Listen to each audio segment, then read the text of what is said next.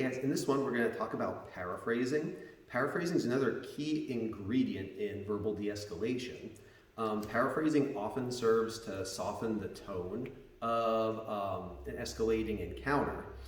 Angry people often don't really mean what they say, so when you paraphrase them and use their own words, such as always and on purpose, they will often soften the tone themselves. When you paraphrase, never ask if they understood you. Nobody will admit that they didn't understand you. Let them repeat what they said back to you after you've paraphrased. And to paraphrase them, here's the perfect way. You can say, let me be sure I understood what you've just said. And that's a way you can even interrupt them if they're really jazzed up and even yelling. Okay, hang on, let me if I could be sure I understood what you just said. Everybody wants to see if they're being heard. So that's a good way of doing it. So that's paraphrasing. It's very useful, again, for getting people to calm down. Another thing I wanted to go over in this video is praise and criticism to avoid the praise-correct praise sandwich. This is pretty important, especially for teachers when you want to give a correction to a student, even if you're only doing error correction for them.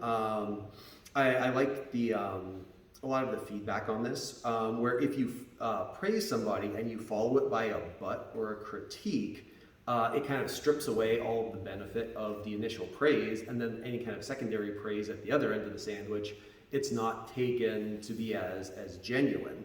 So what you should do is do the opposite instead. Start with the criticism and then see what you want them to improve on. Then deliver a heartfelt praise, which is highly specific. Specific praise is credible and memorable.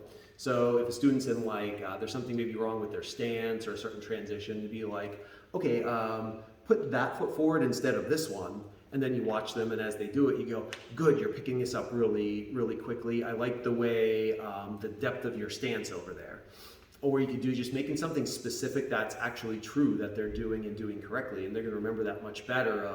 Be okay, it's okay, your punch was strong, but you got to fix your stance over here, and then do something else. So try that as a more effective technique for correction. Get rid of the sandwich praise, correct praise. If you can, just use do the criticism first and make it correct the correction.